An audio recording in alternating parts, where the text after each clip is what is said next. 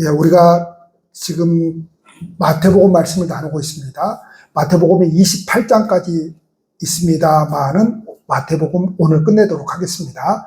지금 그 책에서 중요한 부분을 지금 말씀을 나누고 있는데, 앞으로 남은 그 중요한 말씀이 예수님의 그 십자가의 고난과 죽으심, 그리고 부활과 승천, 이 부분이 굉장히 중요한데, 마가복음, 누가복음, 요한복음, 그때 말씀을 나누고, 다음 주일부터는 출애굽기 말씀 들어가도록 하겠습니다. 오늘 말씀은 영생에 관한 말씀입니다. 이 구원에 관한 말씀입니다. 영생이라고 하는 이 말씀, 다시 말해서 예수님과 지금 두 부류가 지금 대화를 나누고 있습니다. 하나는 부자 청년과 예수님과의 대화이고, 그 뒤에 예수님의 제자들과 그 대화를 통해서 영생이 무엇인지, 구원이라고 하는 것이 무엇인지를 깨닫는 시간 되시기를 바랍니다. 이 청년은 영생, 다시 말하면 영원한 생명을 얻는 길을 내가 무슨 일을 하여야 합니까? 라는 확인으로 시작을 하고 있습니다. 이게 어려운 말입니다. 제가 어려운 말을 했는데, 다시 말해서 이 청년은 자기의 구원의 확인을 지금 어디서 찾고 있는가 하면, 내가 무슨 일을 하냐 이 말이에요. 그러니까 여기서 주체는 누가 되는가 하면은 이 청년은 지금 이 구원이라고 하는 것을 내가이고, 그 다음에 또 한 가지 있어요. 무슨 일을 더 해야 되느냐 이거죠. 무슨 일을. 그러니까 이 청년은 영원한 생명이라고 하는 것을 선을 행하는 것으로 이해를 했습니다. 그래서 이 청년은 젊은 날에 굉장히 성공을 거두었습니다. 사회적인 지위도 갖추었고요. 그리고 얼마나 부모님에게 재산을 물려받았는지 어쨌는지는 모르겠지만, 젊은 날에 이미 엄청난 감당할 수 없는 그런 큰 재산을 가지고 있는 청년이었습니다. 이 청년은 겉으로 보기에는 아무 문제가 없는 것처럼 보입니다. 젊고 사회적인 지위도 갖추었고, 그리고 큰 재산도 갖추고 있었습니다. 그런데 이 청년이 해결하지 못한 문제가 있었는데, 그것은 바로 영생의 문제였습니다. 그러면 이 청년이 그 영생의 문제에 대해서 관심이 없었느냐? 아닙니다. 어떤 누구보다도 영생, 구원에 관한 문제를 가지고 시름시름하면서 지금까지 살아왔습니다. 이 청년은 이 구원의 문제를 해결해 보려고 나름대로 열심히 살아왔습니다. 여기서 열심히 살아왔다라고 하는 것은 소위 말하는 유대인으로서 하나님께서 말씀하시는 그 율법대로 살아보려고, 바르게 살아보려고 애를 쓰며 살아왔습니다. 그래서 자신의 내 노력으로 하나님께서 정해놓으신 그 자리까지 나아가려고 애를 썼습니다. 그래서 그 지점까지 나아가면 영생도 얻을 수 있을 것이라고 생각을 했습니다. 그러던 중에 예수라는 사람에 대해서 많은 이야기를 들었고, 오늘은 예수라는 사람을 직접 만나게 되었습니다. 가만히 지금까지 들어온 그 예수에 대해서, 그리고 지금 만난 그 예수가 추구하는 그 신앙에 대해서 가만히 보니까 내가 추구하는 거하고 저 예수가 말하는 거하고 뭔가 비슷한 면이 너무 많은 겁니다. 그래서 이 청년이 예수님에게 와서 이야기를 거는 겁니다. 선생님, 예수여, 내가 무엇을 하여야 영생을 얻을 수 있습니까? 그래서 예수가 내가 지금까지 노력해온 그 노력을 인정해주고 칭찬해줄 줄 알았습니다. 그런데 예수님께서 대답하시기를, 이게 반문법을 써서 대답을 하셨는데, 뭐라고 말씀하시는가 하면, 선한 이는 오직 한 분이시다 그럽니다. 그러니까 이 청년은 지금 선의 기준, 다시 말해서 구원의 기준으로서 선한 일을 생각을 했단 말이죠. 근데 예수님께서는 선한 분은 한 분밖에 계시지 않아, 이 소리를 한 겁니다. 이 말은 무슨 말인가 하면 선의 기준은 사람에게 있지 않고 하나님에게 있어, 이렇게 대답을 한 것입니다. 당시 유대인들의 그 선의 기준은 어디에다 두고 이 사람들이 살아왔는가 하면 절대적인 하나님이 아닙니다. 상대적인 것으로 생각을 했습니다. 여기서 말하는 절대적인 하나님 앞에서 우리 자신을 봐야 되는데, 유대인들은 상대적인, 다시 말해서 사람들과의 관계에서 나는 저 사람보다 낫지, 나는 저 사람보다 율법을 지키고 살지, 저 사람은 저것도 실패했는데 나는 실패하지 않았어, 그러면서 자기 위로를 삼으면서 내가 더 저 사람보다 의롭다고 생각하면서 그런 식으로 신앙생활을 해오고 있었습니다. 거기에 대해서 예수님께서는 지금 뭐라고 말씀하고 있는가 하면은 그것은 바르지 않다, 이렇게 지금 이야기를 하고 있는 겁니다. 예수님께서 이렇게 또 말씀하십니다. 내가 생명에 들어가려면 계명들을 지키라. 이르되 어느 계명이오니까? 예수께서 이르시되 살인하지 말라, 가늠하지 말라, 도둑질하지 말라, 거짓 증언하지 말라, 내 부모를 공경하라, 내 이웃을 내 자신과 같이 사랑하라, 그럽니다. 그러니까 예수님께서 이 부자 청년에게 지키라고 명령하신 것은 10계명인데 10계명이라고 하는 것은 두 부분으로 나눕니다. 1에서 4계명은 하나님에 관한 계명입니다. 그래서 안식일을 지켜라, 이거 하나님에 관계된 계명입니다. 1에서 4계명은 하나님에 관계된 계명이고 5에서 10계명은 사람과의 계명입니다. 사람과의 계명. 근데 유대인들은 하나님과의 계명은 아주 엄청나게 지키려고 애를 썼습니다. 근데 이 사람들이 잘못이 무엇인가 하면 사람들과의 계명은 지키지 않아도 된다고 생각을 한 겁니다. 그래서 뭐가 나오죠? 고르반, 하나님께 드림이 되었다. 이거 들어보셨죠? 그러니까 하나님께 할 도리 했으면 끝이야, 이겁니다. 이게 고르반이라고 하는 것이거든요. 하나님께 드릴 것 드리면 됐어, 예배 드리면 됐어, 이러고 뭐예요? 사람들과의 관계에서는 나보다 그렇지 못한 사람을 죄인 취급하면서 나는 의롭다고 생각하고 그렇게 사람들을 무시하고 그렇게 살았다, 이 말입니다. 오늘날도 그렇지만은 당시 하나님의 백성들도 하나님에 대한 계명은 철저하게 지키려고 했던 반면에 사람에 대한 계명은 소홀했습니다. 여러분, 한 가지 질문을 할게요. 자, 우리가 하나님을 사랑한다, 우리가 고백하잖아요. 그리고 우리가 하나님의 말씀대로 산다, 이러한 것들. 자, 하나님이 먼저가 되어야 됩니까? 자, 잘 들으세요. 잘 들으셔야 됩니다. 하나님이 먼저 돼야 됩니까? 사람이 먼저 돼야 됩니까? 그렇죠. 사람이 먼저 돼야 됩니다. 만약에 여러분들은 어떻게 하나님이 먼저 돼야지 사람이 먼저 될 수가 있냐, 이렇게 생각할 수도 있는데 예수님께서 뭐라 말씀하셨죠? 자, 보이는 사람도 사랑하지 못하는데 어떻게 보이지 않는 하나님을 사랑한다고 그렇게 할 수 있느냐. 인간이라고 하는 존재는 보이는 존재 속에 하나님의 사랑을 나타내는 겁니다. 지금 사랑만 가지고 이야기를 하면. 헌신이 뭐예요? 봉사가 뭐예요? 우리가 하나님에게 헌신하고 하나님에게 봉사하고 하나님을 사랑한다라고 하지 않습니까? 그러면 이거 다 누구에게 지금 하고 있는 거예요? 우리가 지금 하나님에게 직접 하는 거 아니잖아요. 누구에게 하고 있는 거예요? 사람에게 하고 있는 거잖아요. 그러니까 사람에게 하는 것이 곧 누구에게 하는 거예요? 하나님에게 하는 거예요.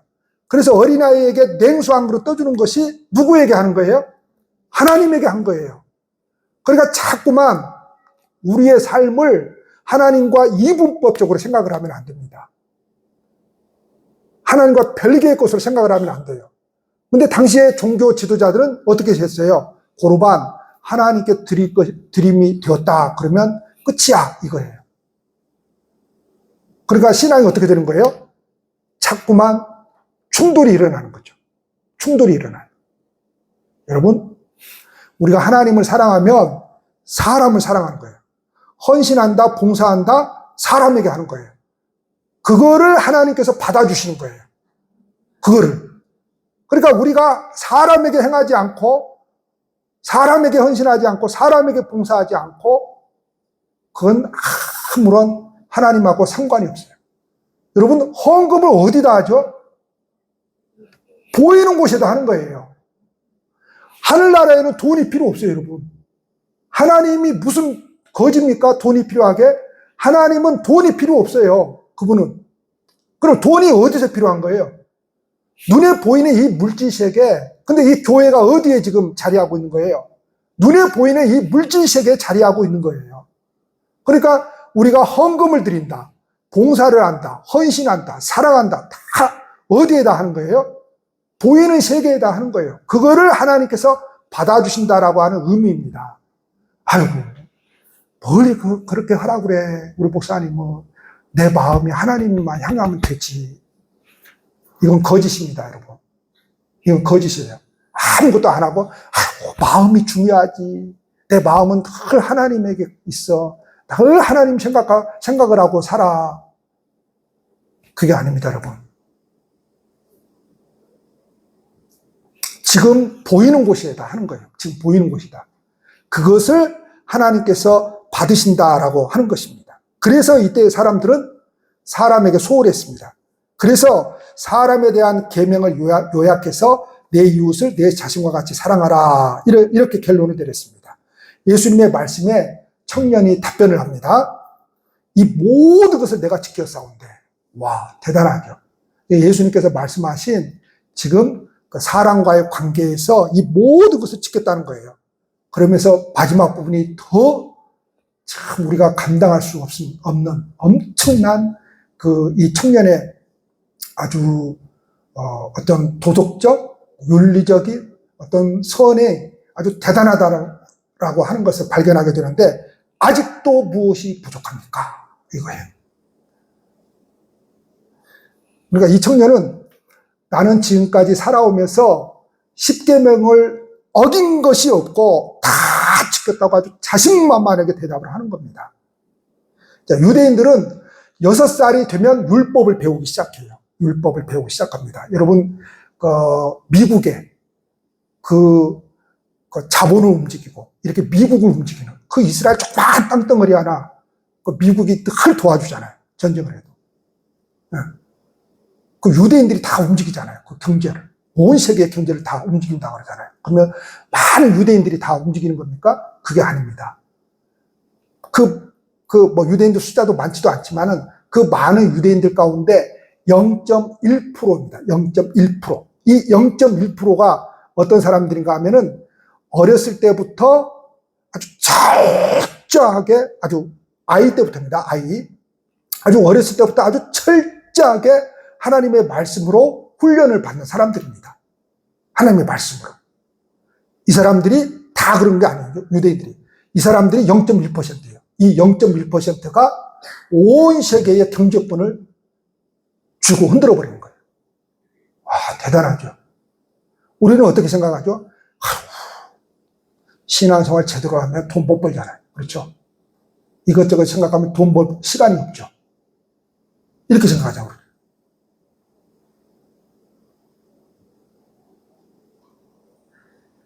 이 청년이 얼마나 대단한 청년인가 하면 6살 때부터 율법을 공부했고, 그때부터 지금까지 10계명 모든 계명을 지켜왔는데 아직도 내게 무엇이 부족합니까? 그러니까 이 청년은 뭐예요? 나는 지금 됐다고 생각하는데 아직도 내게 무엇이 부족합니까? 만약 당신이 부족한 것을 이야기하면 나는 그것까지도 해낼 자신이 있습니다. 이렇게 지금 대답을 하는 겁니다. 이에 대해서 예수님이 이렇게 이제 답을 합니다.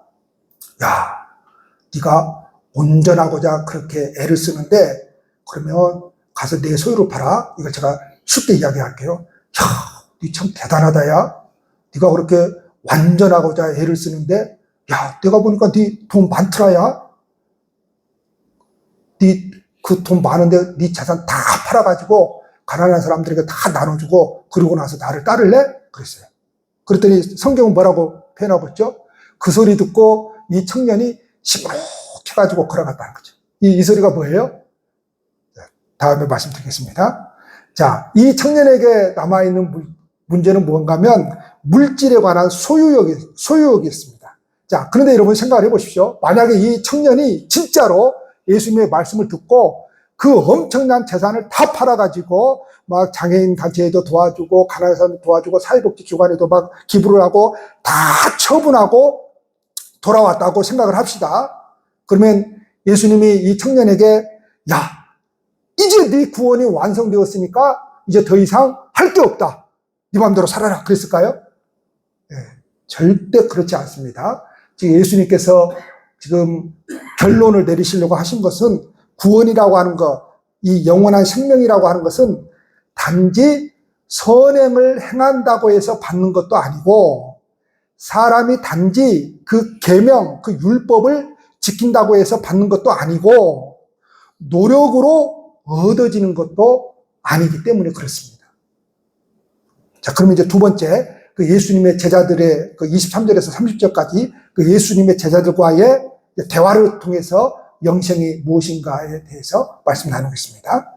자, 오늘 말씀 나오는데 부자가 나오고 가난한 사람이 나오고 뭐 낙타 이야기가 나오죠. 자, 그럼 질문을 합니다. 성경대로. 부자인 사람은 천국에 들어갈 수 있습니까? 없습니까? 없습니다. 자, 없다고 그런 거예요, 지금. 자, 없습니다. 자, 그러면 낙타가 반일기로 들어갈 수 있습니까? 없습니까? 절대 없는 거죠. 어떻게 낙타가 반일기로 들어갈 수 있습니까? 절대 없는 거죠. 그러면 가난한 사람은 천국에 들어갈 수 있습니까? 없습니까? 없습니다. 절대 없습니다. 자, 여러분 생각해 보십시오. 우리는 이제 뭔가를 이렇게 이제 생각할 때에 있는 사람이기 때문에 쉽게 한다고 생각을 해요. 없는 사람은 없으니까 못한다고 생각을 해요. 천만에요. 있기 때문에 하는 게 아니에요. 없기 때문에 못하는 게 아니에요.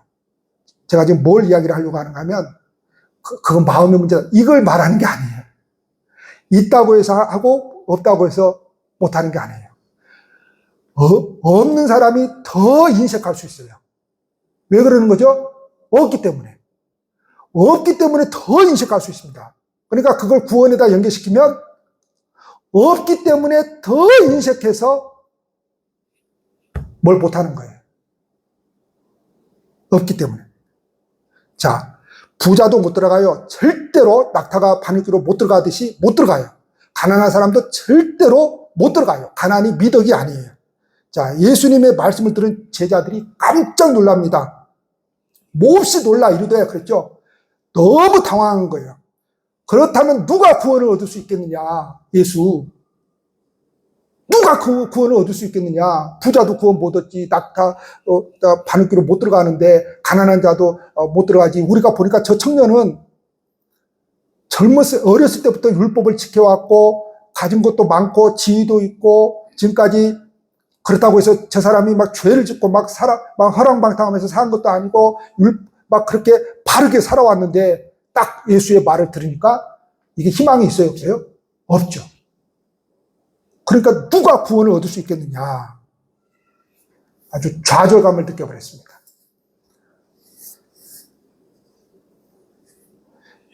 그때 예수께서 제자들에게 이 말씀을 하십니다. 사람으로서는 할 수 없으나 하나님으로서는 다 하실 수 있느니라. 그럽니다. 영원한 생명, 구원이라고 하는 것은 사람이 만들어내는 것이 아니다. 하나님께서 사람에게 나에게 주신다는 것입니다. 그러면 우리가 예수님을 찾아온 부자 청년처럼 살지 않아도 된다는 말입니까? 아니죠. 말씀에 순종해서 더 바르게 살아가야 되고 더 의롭게 살아가려고 애를 쓰는 사람들입니다. 단지 그렇게 살기 때문에 구원을 얻는 것이 아닙니다. 이미 우리는 영원한 생명을 얻었기 때문에 하나님의 자녀답게 살려고 노력하는 겁니다. 그렇다고 해서 그 노력이 구원이 아닙니다. 구원의 조건이 아닙니다. 근데 그 노력을 구원의 조건으로 삼아버리면 안 됩니다. 목사 됐다고 해서 그것이 목사의 구원의 조건으로 삼아버리면 안 되는 것이죠. 우리가 무슨 봉사를 했다고 해서 그 봉사를 구원의 조건으로 삼아버리면 안 됩니다. 우리가 몇십 년 동안 신앙생활을 했다고 해서 그걸 구원의 조건으로 삼아버리면 안 됩니다. 무언가를 의지하면 안 됩니다. 무언가를 의지하면 안 됩니다. 그거는 우리의 구원의 조건이 절대 될 수가 없습니다. 우리는 이미 생명을 얻었기 때문에 하나님의 자녀답게 살려고 노력하는 것이고, 그런 삶을 통해서 우리가 더욱더 하나님을 닮아가는 거룩한 그런 삶을 살아가려고 하는 것이지, 그렇게 산다고 해서, 그렇게 했다고 해서 구원이 주어지는 거 아닙니다. 그런 게 아닙니다. 부자 청년에 비하면 베드로는 가진 것이 정말 없었습니다. 배우지도 못했습니다. 그냥 갈릴리 호수에서 그냥 물고기 잡아서 먹고 사는 그런 사람이었습니다. 그런데 베드로가 이 고백을 합니다. 우리가 모든 것을 버리고 당신을 따랐습니다. 그랬더니 예수님께서 그 고백을 귀하게 받아주시면서 뭐라고 합니까? 영생을 상속하리라 그럽니다. 자, 영생은 뭐죠? 상속은 누가 하는 거죠? 부모가 하는 거죠. 자식이 이만큼 달라고 한다고 해서 부모가 그만큼 주는 거 아니죠. 상속은 부모 마음입니다. 그렇죠? 부모 마음대로 주는 겁니다. 자, 하나님 나라는 누구 마음대로 주는 거예요? 하나님 마음대로 주는 거예요. 하나님 마음대로. 하나님 마음대로 주는 것이지, 내가 원한다고 얻을 수 있는 게 아니에요. 내가 원하지 않아, 나는 구원을. 그런다고 오지 않는 게 아니에요. 우리가 거부해도 성령이 와버리면 돌아서 버립니다. 우리의 마음이. 돌아서 버려요. 그러니까 거부한다고 해서 거부되는 게 아니에요. 천국은. 거부해도 하나님이 역사해버리면 돌아서 버린다니까요. 돌아서 버려. 근데 내가 원해도 원하는 대로 되지 않습니다. 왜요? 하나님이 안 주시는데? 그래서 은혜라고 하는 겁니다. 그래서. 자, 그러면 우리가 모든 것을 버리고 당신을 따랐다라고 하는 것은 무엇입니까?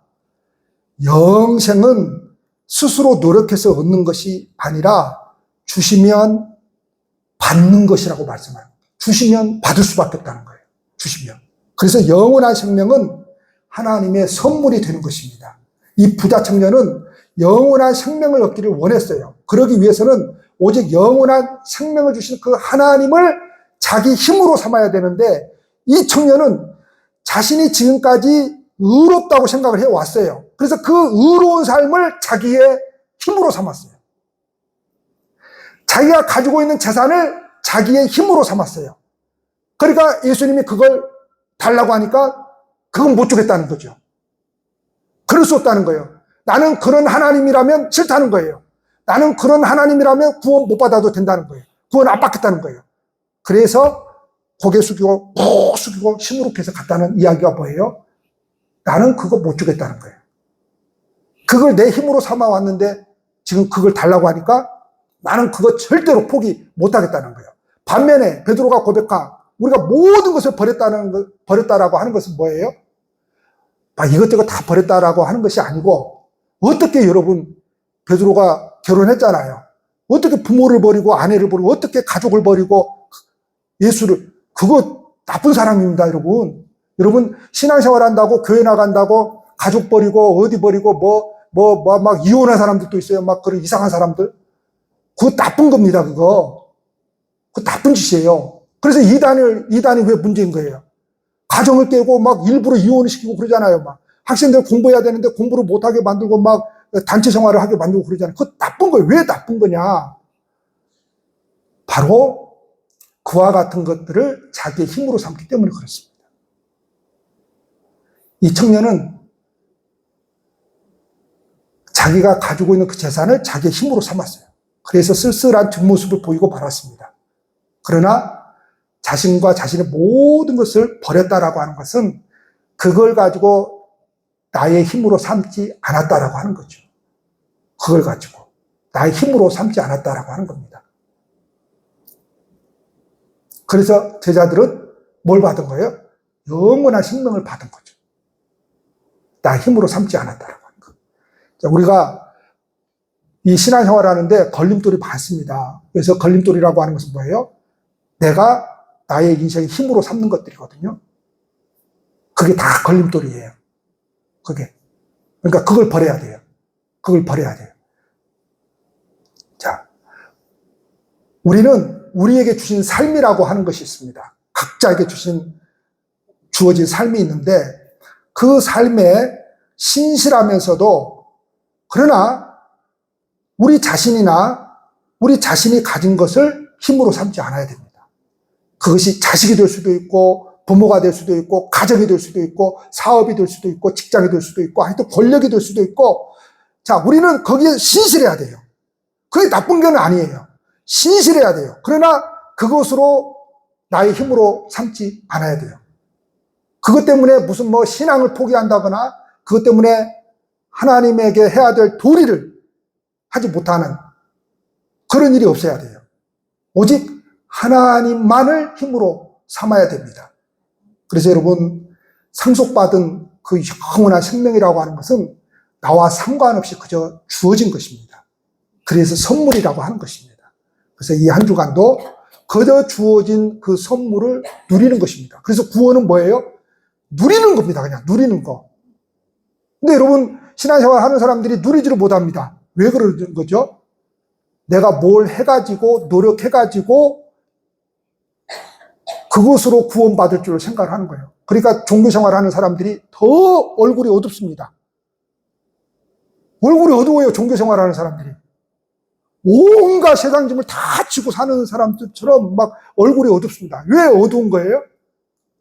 그냥 내가 노력해서 뭔가를 지켜서 그렇게 해 나가야 되는데 10년, 20년, 30년을 해도 지켜지는 게 있어요? 없어요? 늘 부족하죠. 이런 구원은 누리는 겁니다. 이미 주어진 것을 누리는 거예요. 이미 주어진 것을. 그리고 이 구원을, 이 영원한 생명을 우리는 우리 주위에 누리지 못한 사람들에게 나누어주는 것이 뭐예요? 전도죠. 그 전도가 뭐예요? 야, 교회에 나와. 이것도 물론 전도지만은, 예수 믿고 사니까 너무 좋더라. 근데 예수 믿고 사는 내가 다 인상 찡그리고 온갖 괴로움은 다 가지고 사는 세상 사람이 볼 때, 야, 저래가지고 교회 다니는데 뭐하러 다닐까 싶은 거죠. 뭐하러 다닐까 싶은 거죠. 아휴, 나 저 사람처럼 저렇게 괴로운 인생 살 것 같으면 나 교회 안 다니려 한다. 그러죠. 그러니까 사람들이 구원을 못 누리는 거예요. 못 누려요. 누리지를 못하는 거예요. 왜 자꾸 누리지를 못해요? 내가 뭔가 하나님 앞에 떳떳해야 된다고 생각을 하는 거예요. 우리는 굉장히 떳떳해야 된다. 이걸 굉장히 그럴듯하죠. 떳떳해야 된다, 이게. 떳떳해야 된다라고 하는 것이 뭐죠? 내가 뭔가를 하는 것으로서 하나님 앞에 서려고 하는 것이잖아요. 그러니까 누리지를 못하는 거예요. 늘 하나님 앞에 서면 떳떳하지 못한 내 모습을 보니까. 근데 여러분, 구원은 그냥 누리는 겁니다. 어떻게 해요? 그냥 예수님이 십자가에 다 이루어 놓으신 거예요. 그게 그냥 나에게 주어진 거예요. 내 노력 없이 내가 그냥 죄를 짓는데도 그냥 주어진 거예요. 그냥. 죄를 계속해서 지어도 그냥 주어지는 거예요. 주어지는 거예요. 주어져 있는 거예요, 그냥. 그래서 누리는 겁니다. 누리는 겁니다. 그래서 웃고 사는 겁니다, 여러분. 예수 믿는 사람이. 그래서 저처럼만 얼굴이 편해야 됩니다. 옆에 사람 보세요. 얼굴이 편안하게 보이는지. 문제가 없어서 여러분 편안한 게 아니에요. 인생은 다 문제덩어리를 가지고 있습니다. 근데 그 문제 앞에서 그 문제를 바라보면 쨍하고 해뜰 날이 없어요. 다른 쪽을 바라봐야 됩니다. 다른 쪽을. 그 문제만 계속 보잖아요. 그러면 끝내 가서 자살해버립니다, 사람이. 다른 쪽을 바라봐야 돼요, 다른 쪽을. 그 다른 쪽이 뭐예요? 이미 나에게 허락된 구원을 누리는 겁니다. 할렐루야, 기도하시겠습니다.